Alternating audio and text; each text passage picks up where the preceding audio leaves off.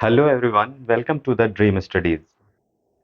तो आज हम लोग क्रांति के विषय में पढ़ेंगे। कृषि के क्षेत्र में कई सारी क्रांतियां हुई, उनके विषय में पढ़ेंगे और अन्य क्षेत्र में भी क्रांति हुई है। क्रांति का मतलब है उस क्षेत्र में उत्पादकता वृद्धि से है कि ऐसा कुछ जुगाड़ किया गया, ऐसी कोई रणनीति अपनाई गई जिससे वहां पर उत्पादन बढ़ गया, और यही वो उस कृषि की या उस क्षेत्र की क्रांति कहलाई। तो चलिए सर्वप्रथम हम लोग बात करते हैं हरित क्रांति। हरित क्रांति जो है ये किस क्षेत्र में है? ये खाद्यान्न उत्पादन से संबंधित थी, और इसका जो परिणाम हुआ, इसके कारण गेहूं और धान की पैदावार में अच्छी वृद्धि हुई थी। और ये 1967-68 में ये क्रांति चलाई गई थी। भारत में हरित क्रांति के जनक जो है एम एस स्वामीनाथन है, और जो विश्व पटल पे है वो नॉर्मन बोरलॉग हैं। और साथ में हम लोग कुछ एम एस स्वामीनाथन के विषय में जानेंगे। एम एस स्वामीनाथन को बहुत सारे पुरस्कार मिल चुका है। हाल ही में 2024 में इन्हें भारत रत्न दिया गया है, और इन्हें पद्मश्री, पद्म विभूषण, पद्म भूषण, पद्म विभूषण सारे पुरस्कार इनको प्राप्त हैं। 1967 में इन्हें पद्मश्री मिला था, 1972 में इन्हें पद्म भूषण मिला था, और 1989 में इन्हें पद्म विभूषण मिला था, और अन्य पुरस्कार भी इनके नाम हैं। इनका जन्म जो हुआ था 7 अगस्त 1925 को तमिलनाडु में हुआ था, कुंभकोणम में। और इनकी जो मृत्यु हुई थी, इनका देहांत हुआ था 28 सितंबर 2023 को चेन्नई में हुआ था। तो ये थी जानकारी इनके विषय में, और बहुत ही महत्वपूर्ण है किसी भी एग्जाम के लिए। अब अगली क्रांति है श्वेत क्रांति। श्वेत क्रांति जो है ये दुग्ध उत्पादन से संबंधित है, और इसकी जो शुरुआत हुई थी 1964-65 में, जिससे आगे ऑपरेशन फ्लड भी कहा गया। तो ये पूछा जाए कि ऑपरेशन फ्लड जो है किससे संबंधित है, तो श्वेत क्रांति से संबंधित है। और भारत में श्वेत क्रांति के जनक किसको बोला जाता है? डॉक्टर वर्गीज कुरियन। वर्गीज कुरियन को मिल्क मैन ऑफ इंडिया बोला जाता है। इनका जन्म जो है 26 नवंबर 1921 को हुआ था, तथा इनकी जो मृत्यु हुई थी 9 सितंबर 2012 को हुई थी। चलिए, तो अब अगला है सुनहरी क्रांति।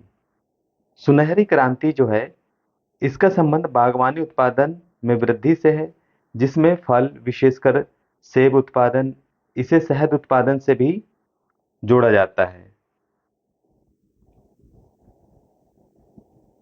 भारत में बागवानी उत्पादन जीडीपी में 31% योगदान देता है। भारत सब्जी और फल उत्पादन में विश्व में दूसरा स्थान रखता है।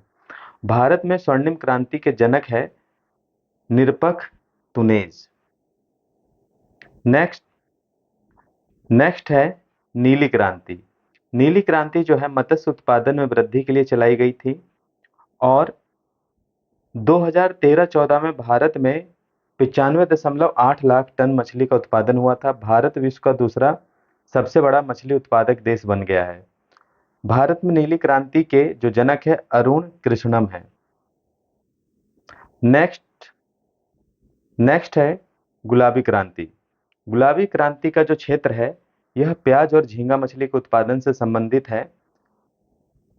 भारत में विश्व का सबसे बड़ा झींगा मछली उत्पादक देश बन गया है। भारत में गुलाबी क्रांति के जनक दुर्गेश पटेल हैं।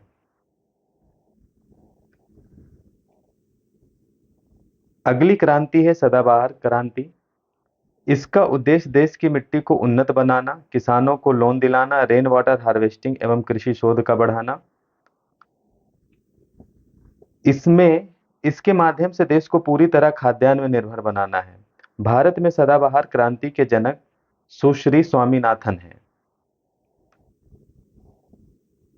अगली क्रांति है काली क्रांति। पेट्रोलियम खनिज तेलों के उत्पादन को बढ़ाने के लिए एथेनॉल का उत्पादन भी बढ़ाया जाएगा। इसका संबंध कोयला उत्पादन से भी है। पेट्रोल में पेट्रोल में एथेनॉल को 10% मिलाकर बायोडीजल बनाने का लक्ष्य है काली क्रांति द्वारा। अगली क्रांति है सिल्वर क्रांति, जिसे हम लोग रजत क्रांति भी बोलते हैं। भारत में अंडा उत्पादन और मुर्गियों की उत्पादकता बढ़ाने के लिए ये क्रांति चलाई गई थी। भारत की मुर्गी एक वर्ष में 65 अंडे देती है, जबकि अमेरिका में 295 अंडे। भारत में आंध्र प्रदेश सबसे बड़ा उत्पादक देश है अ, अंडों का। और भारत में सिल्वर क्रांति की जनक इंदिरा गांधी को बोला जाता है। अगली क्रांति है पीली क्रांति।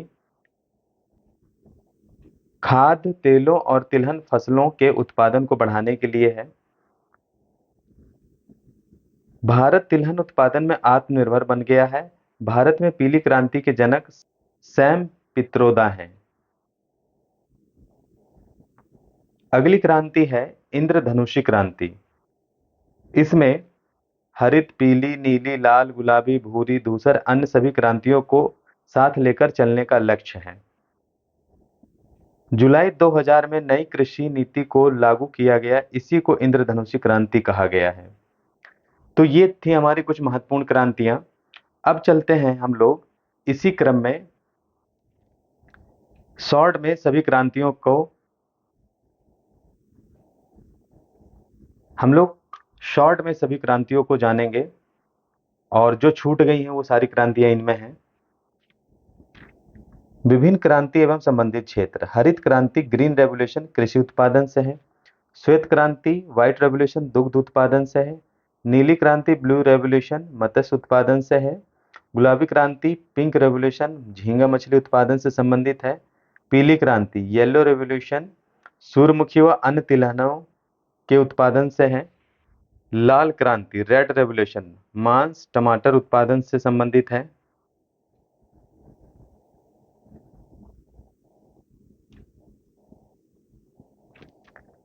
गोल क्रांति राउंड रेवोल्यूशन आलू उत्पादन से संबंधित है। रजत क्रांति सिल्वर रेवोल्यूशन अंडा उत्पादन से संबंधित है। सुनहरी या स्वर्ण क्रांति गोल्डन रेवोल्यूशन फल उत्पादन या बागवानी से संबंधित है। इंद्रधनुषी क्रांति जो कि अभी हम लोग पीछे पढ़ भी चुके हैं, कृषि संबंधी समग्र क्रांति नवीन कृषि नीति में निर्धारित की गई थी और सभी को मर्ज कर दिया गया था। भूरी क्रांति ब्राउन रेवोल्यूशन गैर परंपरागत ऊर्जा उत्पादन से है।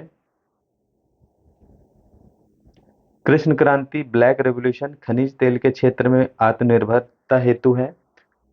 अमृत क्रांति नदियों को जोड़ने के लिए ये योजना चलाई गई इस क्रांति में।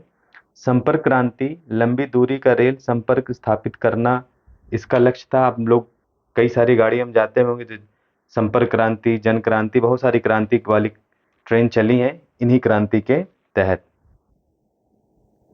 नेक्स्ट सदाबहार हरित क्रांति या द्वितीय हरित क्रांति कृषि उत्पादन को दोगुना करना टिकाऊ कृषि करना इस क्रांति का लक्ष्य है। नेक्स्ट है सुनहरा रेशा क्रांति, ये जूट उत्पादन से है। तो हम लोगों ने बहुत ही इंपॉर्टेंट कृषि की क्रांति व अन्य क्षेत्रों की क्रांतियों के विषय में पढ़ी और उनके जनक के विषय में पढ़ा। तो ये बहुत ही इंफॉर्मेटिव वीडियो आप लोग के लिए हो सकती है आपके एग्जाम के तहत। अगर आप इसे सही से पढ़ते तो एग्जाम में एक आध दो नंबर ये आ ही जाते हैं इनसे। यदि वीडियो अच्छी लगी हो तो सब्सक्राइब कर ले ताकि नोटिफिकेशन आपको मिलती रहे, और लाइक करें ताकि आपको अच्छी से भी अच्छी वीडियो आपको मैं प्रोवाइड कराता रहूं। थैंक यू, धन्यवाद।